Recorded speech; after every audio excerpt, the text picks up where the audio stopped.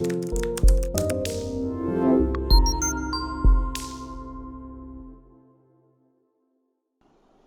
बेटा, हम लोग समझते हैं इंटरनेशनल ट्रेड होता क्या है।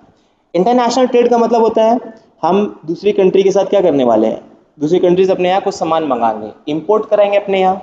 हम देखेंगे कि हमारा कॉस्ट किसी प्रोडक्ट को बनाने में ज़्यादा आता है या कम आता है। अगर ज़्यादा आता है तो हम उसको नहीं बनाएंगे, दूसरी कंट्री जो सस्ते में उस चीज़ को बना रही है अपने यहाँ क्या कर लेंगे, इंपोर्ट कर लेंगे।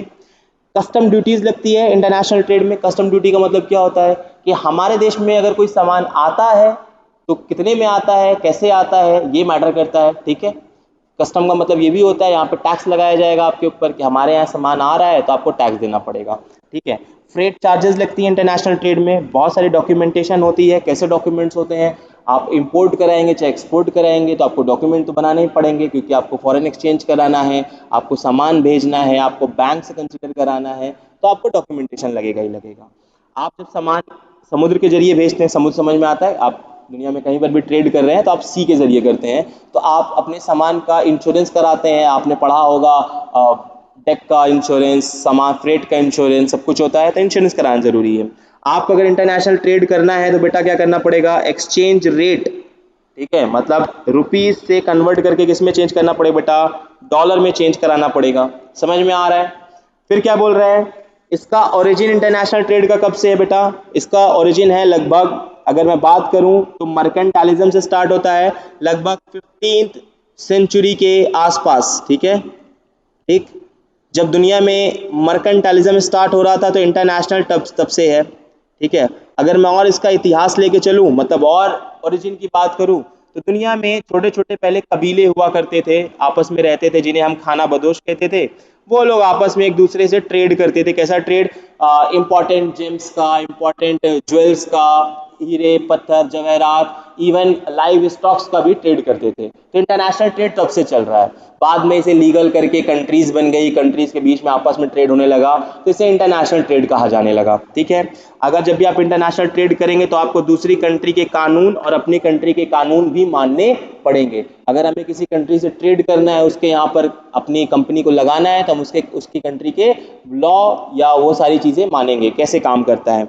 अच्छा, इंटरनेशनल ट्रेड में प्राइसिंग बहुत मैटर करता है कि अगर दो कंट्रीज हैं, मान लीजिए यूएस है और इंडिया है, ठीक है, तो प्राइस बहुत मैटर करता है। किस चीज को लेके, अगर कोई सामान यूएस बहुत सस्ता बनाता है, ठीक है, मतलब उसकी प्राइस क्या है बेटा, बहुत कम है, तो ऑब्वियस सी बात है इंडिया को वो वही सामान बनाने की उसकी प्राइस ज्यादा आती है, तो इंडिया क्या करेगा, इससे खरीद लेगा।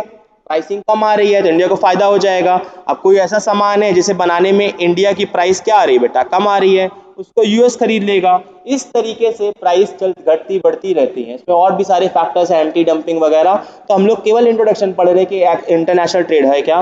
इंटरनेशनल ट्रेड को बेटा हम लोग ग्लोबलाइजेशन भी बोल सकते हैं, जिसको हिंदी में बोलते हैं क्या, वैश्वीकरण।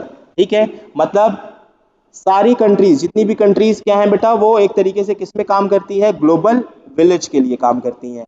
मतलब अब हम पूरे संसार, पहले बहुत दूर दूर नहीं है, अब ग्लोबल विलेज हो गया है।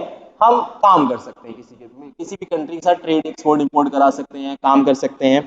फिर तीसरा क्या है बेटा, आउटसोर्स कराना। हम आउटसोर्स भी तो करते हैं ना। हम हमारे यहाँ पर जो सामान नहीं है, हमारे यहाँ पर वो चीज़ महंगी है, तो हम लोग क्या करेंगे, दूसरी कंट्री चले जाएंगे, वहां से वो सामान लेकर आ जाएंगे या वहां पर जाके काम करवा लेंगे, तो इसे आउटसोर्स करना कहते हैं। ठीक है, ये इंटरनेशनल ट्रेड का पूरा सिस्टम है, कैसे काम करता है, क्या क्या इंक्लूड होता है, उसके बारे में बात कर रहे हैं। मैं भी इंटरनेशनल ट्रेड थ्योरी नहीं बोल रहा हूँ कि ये डेफिनेशन ये होती है, नहीं, इसमें क्या क्या इंक्लूड होता है, इंकल्जन पढ़ रहे हैं हम बस। टैरिफ होता है बेटा, टैरिफ क्या होता है, अब मैं सिंपल और समझा देता हूँ आपको। ठीक है, मैं यहाँ मिटा देता हूँ फिर समझाता हूँ आपको। ठीक, टैरिफ होता है, मान लीजिए इंडिया है और यूएस है। ठीक, यूएस कोई सामान बनाता है अपने यहाँ पर,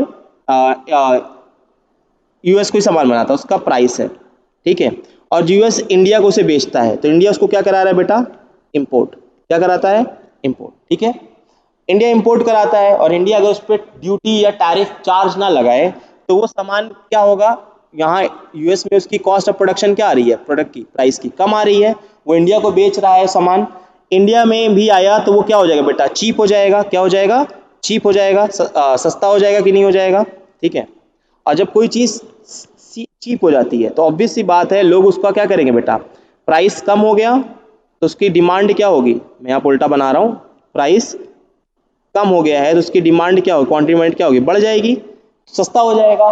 तो इससे अब जो इंडिया ने अपना प्रोडक्शन किया होगा, इंडिया ने प्रोडक्शन किया होगा ना, अब इंडिया के प्रोडक्शन को तो कोई खरीदेगा नहीं क्योंकि यूएस से बना हुआ सामान सस्ता मिल रहा है, तो लोग क्यों खरीदेंगे।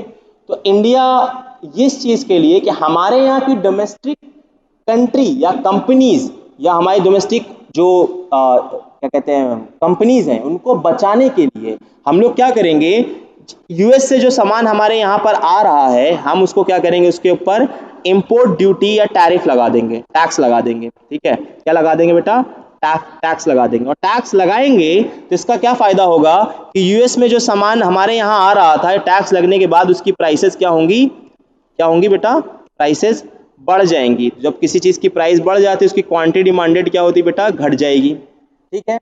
और जो हम प्रोडक्शन कर रहे थे, हमारे देश में जो प्रोडक्शन हो रहा था जिस चीज को लेके, ठीक है, हमारे यहाँ जो प्रोडक्शन हो रहा था अब उसका प्राइस क्या हो जाएगा, कम, और उसकी क्वांटिटी डिमांडेड क्या हो जाएगी, ज्यादा, ठीक है। तो इससे हमारे यहाँ की जब क्वांटिटी डिमांडेड ज्यादा हो जाएगी तो इसका मतलब हमारे यहाँ और प्रोडक्शन होगा।